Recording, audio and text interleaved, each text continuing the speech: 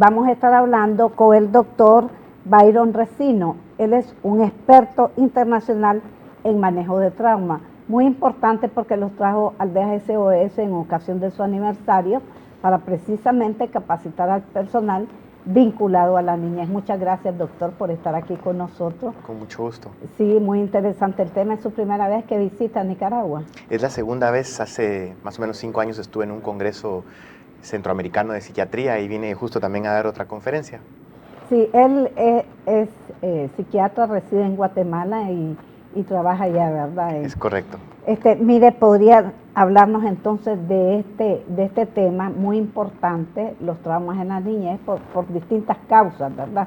Sobre todo en un país que también ha vivido situaciones de guerra, por lo tanto situaciones de violencia que causan mucho trauma en la niñez. Seguro, de hecho eso fue el tema que nos trajo por acá, con motivo del aniversario de las aldeas infantiles SOS, y un poco el objetivo era poder explicarle al personal de las aldeas y a otro personal que labora sobre el impacto que tiene el trauma infantil en el cerebro y en la mente de los chicos. Es muy importante porque los primeros años de vida son altamente vulnerables a los cambios en el ambiente, ¿sí? De los 0 a los 2 años, la crianza es profundamente importante y cualquier evento estresante o de mucha intensidad puede generar de alguna manera huellas que pueden durar toda la vida. Y quizá lo más importante es que esto puede impactar no solo en la psicología, sino también en lo físico. De hecho, eso fue uno de los temas que abordamos. Está estudiado que los traumas infantiles redundan con el paso del tiempo en enfermedades biológicas, es decir, en enfermedades cardiovasculares o mayor predisposición a tener desórdenes, por ejemplo, como la depresión o la demencia. Supongámonos que hay una niña o niño que sufre abuso sexual, como decía usted, antes de los 2 años. ¿Eso queda en el subconsciente? Porque no tiene recuerdos, obviamente, pero usted dice que tiene un impacto. Lo que sucede es de que a pesar que no se tenga un recuerdo consciente, el cuerpo sí guarda memorias sobre el evento estresante y quizá lo más importante es que el sistema de alarma de nuestro cuerpo que se dedica a cuidarnos se queda hiperactivo, como más despierto, digamos, durante toda la vida. Porque durante una etapa que tuvo que haber sido de seguridad, el niño sufrió un evento de terror o de horror. Inseguridad. Correcto, y ante todo normalmente de una persona cercana, ¿verdad? Suele ser una persona en la cual la familia confía o algo, ¿no? Entonces esto se queda para toda la vida, su sistema de alarma se queda más despierto. Y esto significa que si se queda más despierto, nuestro cuerpo interpreta eso con niveles altos de inflamación, lo cual puede redundar con el paso del tiempo en enfermedad física. Ya.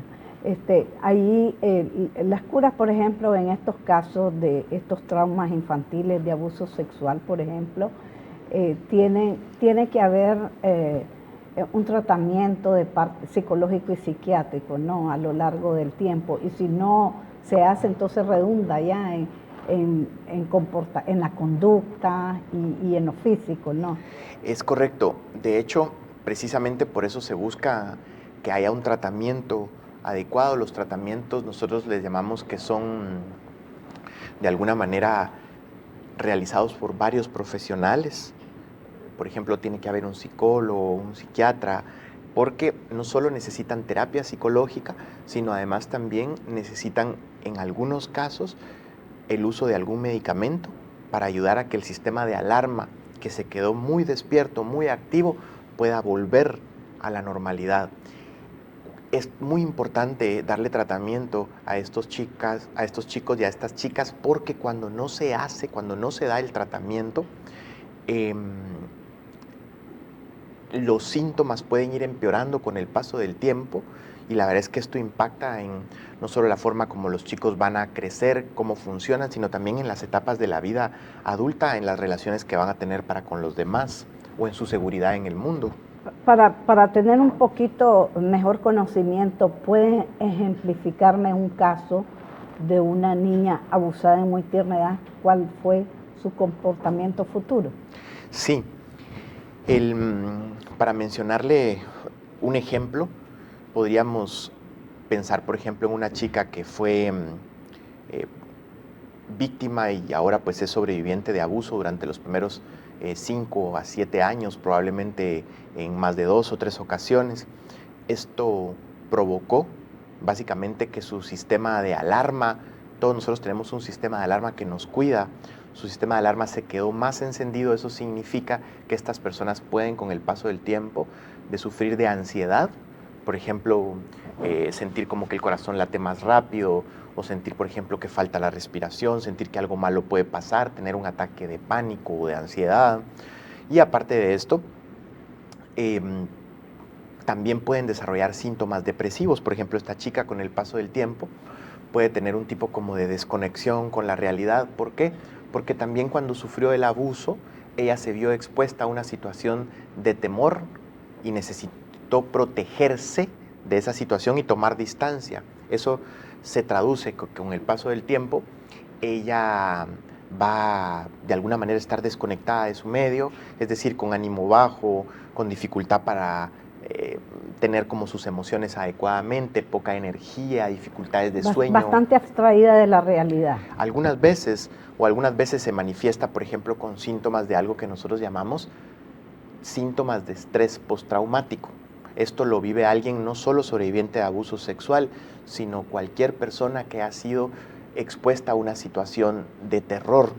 Por ejemplo, estar como ante un asalto, una reacción violenta de otra persona, qué sé yo, alguna situación de estas. Y esto da un tipo de sintomatología, por ejemplo, como tener insomnio, pesadillas, se le repite la situación estresante por algo que se llaman flashbacks, que son imágenes del evento traumático.